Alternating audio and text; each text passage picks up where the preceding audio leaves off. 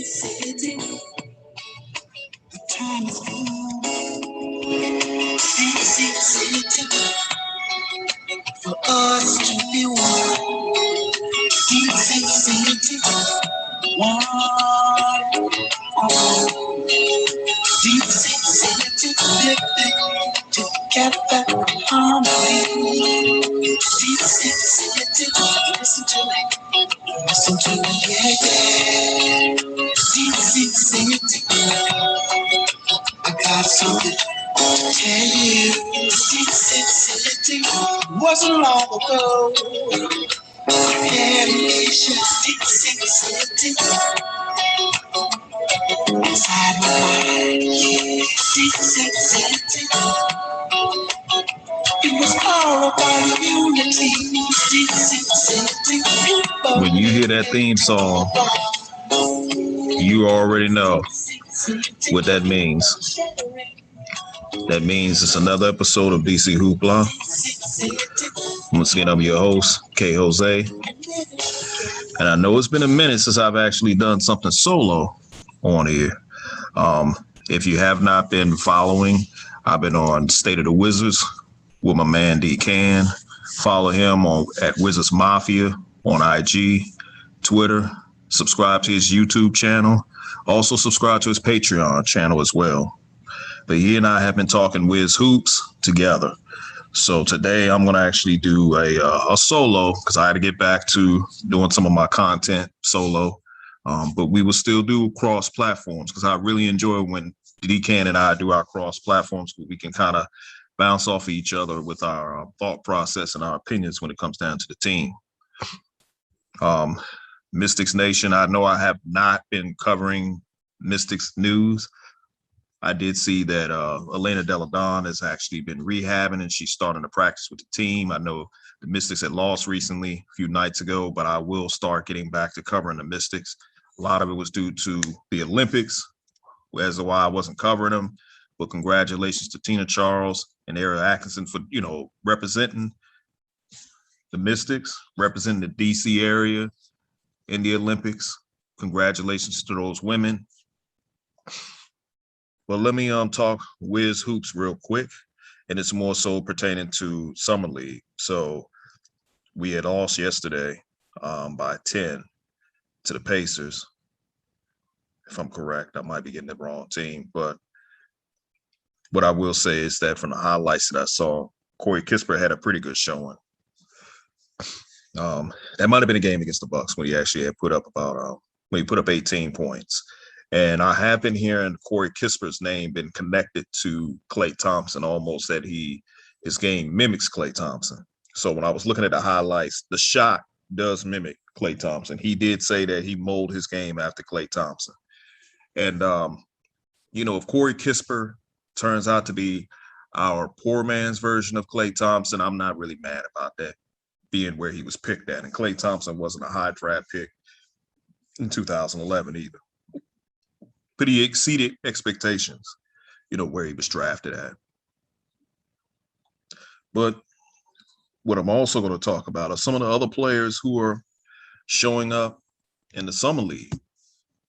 So there are quite a few players who I'm going to actually highlight who are doing well in the Summer League. And one of the players that I'm going to highlight is Isaiah Jackson. He was the player that we drafted at number 22, and then we ended up trading his draft rights to the Pacers to, in return, get Isaiah Todd as well as Aaron Holiday. Now, Isaiah Jackson is a power forward / center. So this is what the skinny is on Isaiah Jackson so far, is that has been active in limited minutes, mostly by tapping into his quickness, bounce, and motor for finishes, putbacks and blocks. He's a plus 13 and is tied for second amongst rookies with teammate Chris Duarte, who was another player that was actually linked to us that we did not draft. And they say he's tied a Summer League record with 7 blocks as of yesterday. Now, when we drafted Isaiah Jackson, him being a shot blocker, I thought that was going to be a plus for us because this team can never have enough shot blockers. But we traded him away. and we end up getting Isaiah Todd instead, who is a project who I feel that will see time with the Capital City Go-Go. Let me go to Chris Duarte since I mentioned his name. Chris Duarte, who's currently 24 years old, he's 4 years younger than our current two guard on our team, who we're still trying to get to commit to this team in Bradley Beal. But this is what it says about Chris Duarte so far in the Summer League. As you got the feeling he's regularly felt like the best player on the floor, demonstrating visible confidence in his one-on-one game and shot making. There were questions about his self-creation would translate. Let me read that again. There were questions about how his self-creation would translate, and Duarte pulled off a number of high-level moves, getting his jumper or his drive, getting into his jumper or drive. So these were questions that myself and Decan had about Bill when he first came into the league, which took Bill quite a few years to actually to develop into what he is now. One of the things that we can say about Bill is that when he first came into the league, he was definitely a spot-up shooter. He was not the shot-creating Bill that you're seeing right now. That was something that he developed through the years. And he mostly developed that during the time that John Wall was out due to his injury. But let me continue back on the Chris Duarte. It says he hits deep threes, tough pull-ups, and physical layups after contact. Sounds like Bradley Beal. And, well, with the exception of the deep threes, Beal don't really shoot too many of those. And he made 14 triples in 4 games at a 48.3% clip, burying them from on and off the ball. So burying them from on and off the ball. I mean, I need my glasses. It says he's averaged 3.8 assists, 2.5 steals, and 1.8 blocks as well, flashing secondary playmaking skills and an aggressive defense approach. That is not bad for a guy who's 24 years old, who a lot of people were considering to be old. At one point in time, and I would say 20 years ago, if you drafted a 24-year-old player, you know, as a franchise, that was actually a good player. Those guys used to be drafted high in the draft, but because you had kids coming out of high school, you know, your KGs, your Kobe's, your Tracy McGrady's, your Jermaine O'Neal's, that kind of changed the dynamic of how you draft players now. Now you're drafting players that are raw, and you're hoping that by the time they're 24 years old, they're reaching into their peak, and they're starting to play well, and you get the best out of those players. But Chris Duarte is a pro-ready player, which we could have used. But the reason why we didn't move up to draft him, because it would have made a certain player feel uncomfortable. You know who that player is. Then the last two that I'm going to cover is players that I feel should be Washington Wizards as we speak. So this particular player that I'm going to cover, his name is going to get mentioned as I read. Said with at least 16 points in each of his 5 Summer League games, Jonathan Kuminga was a consistent 3-level scoring threat for the Golden State Warriors. His mix of power, athleticism, and coordination for driving and finishing shine most. He was at his best when focused on getting downhill, where he can play through contact and adjust afterwards to hit tough layups. Now, tell me why we couldn't use something like that. And I like Rui Hachimura, and I think Rui Hachimura could turn into this type of player. But if you also had Kuminga on here, come on, we're not missing a beat. You know, you could actually move Rui to the 3. You could do so many things. You're talking about building a team that's going to create a matchup problem. And what I'm reading so far about Kuminga, it sounds like a matchup problem. Let me continue. He also shows good footwork, Euro steps, and deceleration to elude defenders, as opposed to going full speed ahead. That's stuff you can't teach. His flashes of creation stood out. Though he can get carried away or hold the ball too long, Kuminga shook defenders with nifty ball handling moves out of isolation. He isn't known for playmaking, but he also delivered a handful of impressive assists off the dribble, showing both passing skill and vision when he didn't predetermine a shot for himself. Again, how is that a bad thing to have on this team? We could have used that. You know, this was a missed opportunity. I spoke about that along with DCAN about these missed opportunities that this organization has a history of doing. And this is clearly one of them. Last thing about him. Defensively, it was easy to detect potential tied to his strength and length to guard the perimeter and multiple positions. Oh, man, come on, man.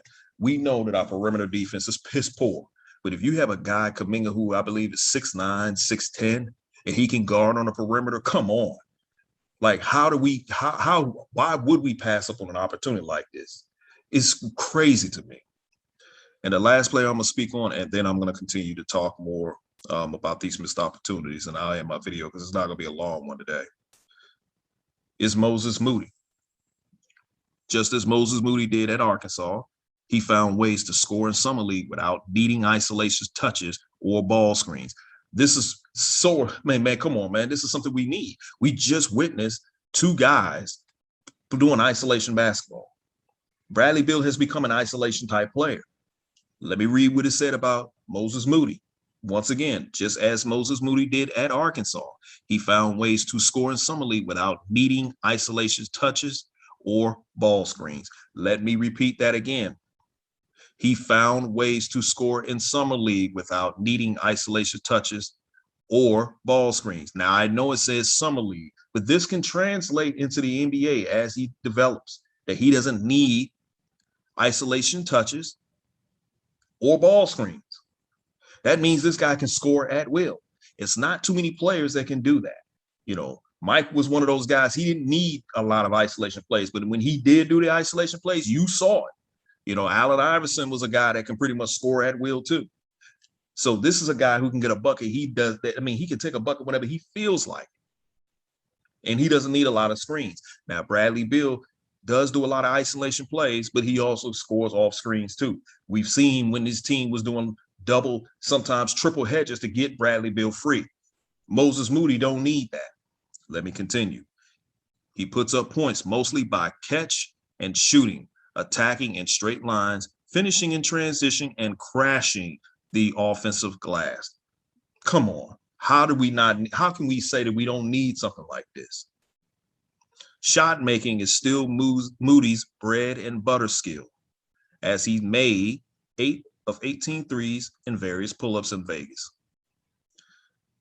This is clearly something that we could use on this team for the future. Clearly something that we could use. And we chose not to even entertain Golden State's offer. Let me continue because there's still 3 more paragraphs on Moody. And I'll finish up these 3 paragraphs and I'll continue to talk. So it says Moody did flash some self-creation, though nothing fancy, managing to separate just by timing his shot attempt and using his length to convert over defenders. Despite offering limited playmaking ability, he added value with his passing, showing high IQ on certain reads. Defensively, Moody did a good job staying attached to guards and wings, and although adding strength is an obvious priority, the Warriors coaching staff figures to feel comfortable using him early for his 3-and-D, something that this team could definitely use. So Kuminga, so the players that I read, Kuminga, Isaiah Jackson, Dorte, and Moody, these were all players that have a connection to the Wizards that are doing pretty good in their current situations. Now, I don't really have any type of quarrel with Kispert, but he was a safe pick. But those 4 guys that I mentioned were guys that really could help this team out. And we missed out on the opportunity. But more so Moody and Kuminga, because Golden State was willing to give us those 2 guys, possibly with Andrew Wiggins or maybe Wiseman, for Bradley Beal. And we chose not to entertain that. Like, we clearly refused to make the right moves. So here's what I will say. Bradley Beal is going to decline the extension. I truly believe that. I don't think he's going to pass up an opportunity to make the most money he can from this organization. If the Wizards were smart, you would pick the phone up and then you would entertain what Golden State was willing to offer. See if they're still willing to offer those two players. Because these are players that we can actually feel good about. If you're able to get Moody and Kuminga, then we can sit here and say that Tommy did an excellent job. Then we could talk about cap flexibility. We could talk about flipping players into something. We could really talk positive about that. I can't sit there and say the same thing when it comes down to KCP and Kuzma and even Harrell, even though I like Harrell. I can't say that about those guys because these are guys that teams didn't even really want. This is KCP's third team he's on. Kyle Kuzma has been linked to this Wizards team for the past 3 years, along with Josh Hart, who's now going to stay down there with the Pelicans, and along with Lonzo Ball, who just signed a deal with Chicago. You know? So we can't sit here and talk about flexibility, because if we're talking about flexibility, then we should not have let Garrison Matthews go. I don't know if anybody saw what Alex Len just recently signed with Sacramento, the same team that let him go. He ended up going back to Sacramento and signing a contract with Sacramento.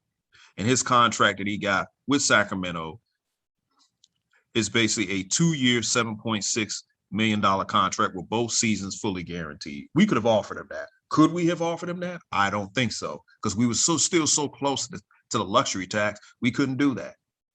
So miss me with this, oh, we got flexibility. Flexibility off of what? I mean, most likely we're going to probably end up flipping these guys. And what are we going to flip them for? You know, we're probably going to flip them for other players that other teams don't want. If they're not young prospects, I mean, what are we doing? So I say all this to say that the narratives has to stop. The John Wall hate has to stop. But these narratives that we flip John Wall's contract into these guys that are pieces and the flexibility, that's got to stop too. All we did was flip John Wall basically for players that we're going to probably end up flipping again.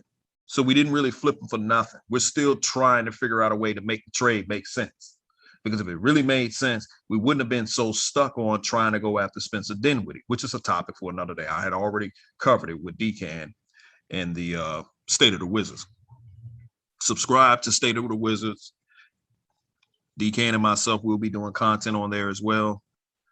But this was a missed opportunity, man. Clearly a missed opportunity by this team. I don't know what this team truly values.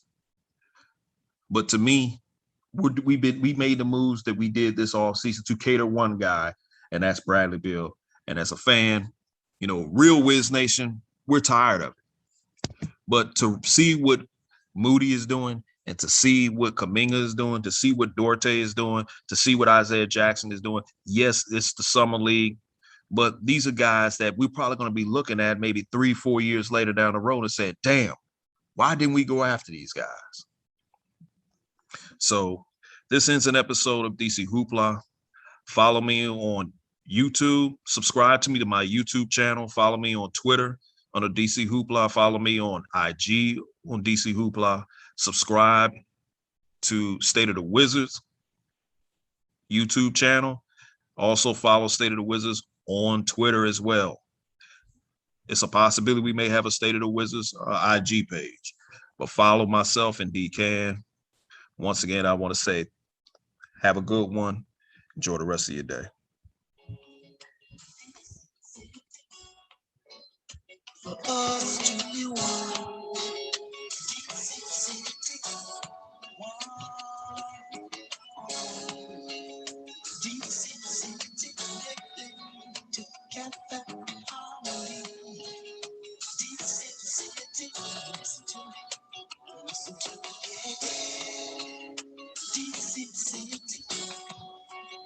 I got something to tell you. City wasn't long ago. City. Inside my mind, city. It was all about unity. City. You put everything together. sharing.